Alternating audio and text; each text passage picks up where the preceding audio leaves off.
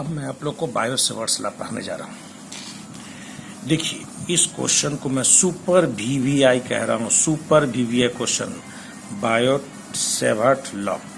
Biot Savart एक वैज्ञानिक का नाम था जिसने पहला बार ये वैज्ञानिक ने बताया कि किसी तार के कारण मैग्नेटिक फील्ड, लेकिन उसने क्या बताया कि तार उसने सीधा नहीं लिया बल्कि वो टेढ़ा मेढ़ा तार लिया। उसने जो कंडक्टर लिया वह तार सीधा नहीं था, टेढ़ा मेढ़ा था, और इसमें से आई करंट देखिए इस दिशा में जा रही थी। ठीक है, करंट इस दिशा में जा रही थी। तो उसका कहना क्या था, बायो सेवर्ट्स ने क्या निकाला, देखिए पहले डिफिनीशन उसका मैं बता देता हूँ, उसके बाद मैं आपसे बात करता हूँ। Biot Savart's law derive the magnetic field induction at a point due to a small current conductor element.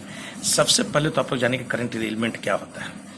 जब ये तार है, इस तार का एक छोटा सा हिस्सा, बहुत छोटा हिस्सा, देखिए पूरा सीधा नहीं है, टेढ़ा है, इसके छोटे से हिस्से को अगर हम लोग लेते हैं जिसकी लंबाई डीएल है, जिसकी लंबाई कितनी है, डीएल है, और ये डायरेक्शन जो लेंगे हम करंट की दिशा में लेंगे, तो ये इसकी लंबाई, तो अब ये वेक्टर लंबाई अदिश राशि है, स्केलर क्वांटिटी, लेकिन जब करंट की दिशा में लेंगे तो करंट खुद स्केलर क्वांटिटी है, लंबाई भी स्केलर क्वांटिटी अदिश राशि है।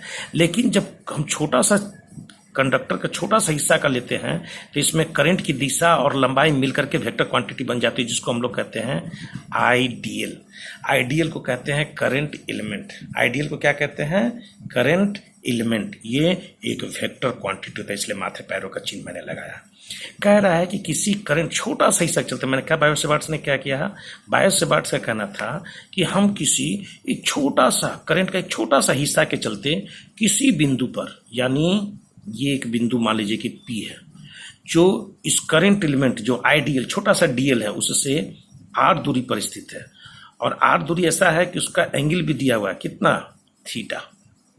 चूंकि दूरी तो जरूरी नहीं है कि सीधा होगा, प्रश्न है कि गारंटी नहीं कि सीधा, अगर सीधा रहेगा तो थीटा का मान 90 लेंगे, लेकिन अगर टेढ़ा रहेगा तो जो कंडक्टर जो लिए हैं, जो तार लिए हैं, उससे कितना डिग्री पर और कितनी दूरी पर, आर दूरी बताता है और एंगल भी बताता है, इसलिए मैं इसको वेक्टर का, देखो दूरी अदिश राशि स्केलर क्वांटिटी है, लेकिन चूंकि थीटा होने के चलते इस डिस्टेंस को मैं, देख लीजिए, वेक्टर क्वांटिटी के रूप में ले रहा हूँ।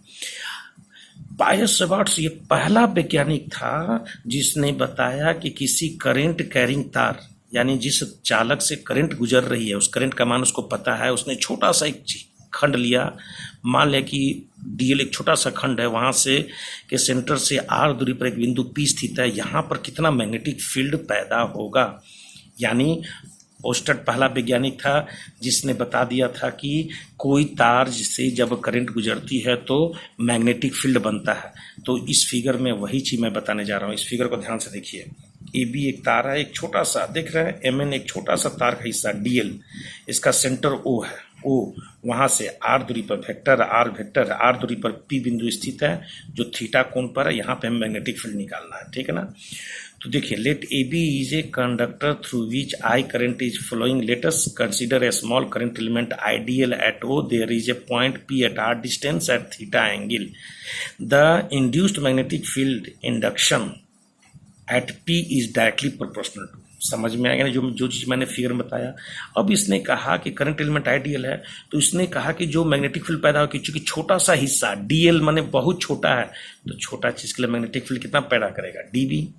ये इसका कहना था कि किसका किसका प्रोपोर्शनल होता है, तो उसने कहा, देखिए यहाँ पे क्लियर लिखा हुआ है, आईडीएल का समानुपाती पहला गुना प्रोपोर्शनल टू साइन थीटा, जो थीटा एंगल है उसका लेंगे साइन थीटा, ठीक है। उसके बाद प्रोपोर्शनल टू डिस्टेंस का स्क्वायर, जो डिस्टेंस है यहाँ से यहाँ का डिस्टेंस है उसका स्क्वायर, आर का स्क्वायर, और तीनों को जब हम मिलाएंगे तो डीबी बराबर क्या हो जाएगा, देखिए यहाँ डीबी बराबर क्या हो जाएगा, सबको मिलाइए, I D L sine theta by R square. सभी को मालूम है कि प्रोपोर्शनल का चिन्ह लगाते हैं, हमने के लगाया, I D L sine theta by R square, और यहाँ जो के का मान होता है उसका मान होता है म्यू 0 4 पाई, चूँकि हम पहले पढ़ा चुके हैं, म्यू 0/4 पाई एक कॉन्स्टेंट है, mu 0/4 pi I D L sine theta by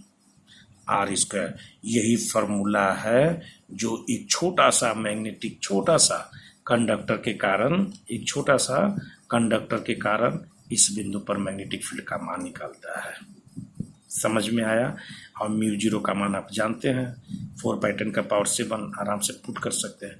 चूंकि डीबी क्या हो गया, चूंकि ये छोटा सा हिस्सा के चलते, एक छोटा सा, इसको हम लोग करंट, आईडीएल को करंट एलिमेंट बोलते हैं, यहाँ क्लियर लिख दिया हूँ, करंट कंडक्टर एलिमेंट के नाम से जानते हैं आईडीएल को। छोटा सा हिस्सा के चलते मैग्नेटिक फील्ड। अब प्रश्न उठता है कि क्या इस फॉर्मूला का उपयोग करके हम पूरे तार के कारण नहीं निकाल सकते हैं? लेकिन उससे पहले आप आ जाइए, कभी कभी घुमा के क्वेश्चन पूछता है कि बायो-सेवर्ट्स लॉ का वेक्टर फॉर्म लिखिए। तो वेक्टर फॉर्म कैसे लिखते हैं? देखिए, dB बराबर mu 04 pi IDL sin theta by R square. हम लोग जानते हैं वेक्टर बनाने के लिए क्या चाहिए, यूनिट वेक्टर से मल्टीप्लाई कर देते हैं। यूनिट वेक्टर किसे कहते हैं? आर का यूनिट वेक्टर, क्योंकि उसका मैग्नीट्यूड 1 होता है। 1 से गुना करने पर कोई फर्क नहीं पड़ेगा, लेकिन दिशा तो बताएगा। और देखिए, यहाँ से सभी को मालूम है यूनिट वेक्टर कैसे लिखा जाता है, मैग्नीट्यूड गुना यूनिट वेक्टर। इसलिए यूनिट वेक्टर बराबर क्या हो जाएगा, आर यानी मैग्नीट्यूड, ये R vector by its magnitude, उसका मैग्नीट्यूड से गुना करते हैं। तो देखिए, मैंने इस यूनिट वेक्टर की जगह क्या पुट कर दिया है, वेक्टर आर बटा यूनिट वेक्टर। अब यहाँ पे गौर से देखिए, डीबी बराबर क्या हो जाएगा, म्यू 04 पाई आई, और डीएल, चूंकि एक वेक्टर कंपोनेंट में पहले बता चुका कि वेक्टर हिस्सा है, तो डीएल और आर को मैं क्रॉस कर दूंगा, चूंकि दोनों वेक्टर है, तो डीएल क्रॉस आर। क्योंकि इस क्रॉस को हम ए क्रॉस बी बराबर क्या बताए थे, ए बी साइन थीटा होता है ना, तो डीएल क्रॉस आर का मान क्या हो जाएगा, डीएल आर साइन थीटा।